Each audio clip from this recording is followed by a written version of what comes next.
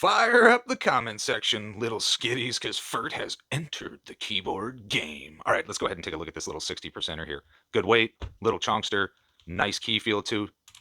Got the blues in it. Packaging is very nice, comes cleanly packaged. Manual has all the hotkeys, shows you how to use her. Beauty about this keyboard, on the back has a little switch, lets you go between 2.4, wired, and my favorite, Bluetooth. Overall, nice keyboard, has a nice backlight to it. It does have the option by using the function / key here to switch between different lighting methods. So you can have different things like breathing and waveform and reaction. Does not have RGB, just a soft white back.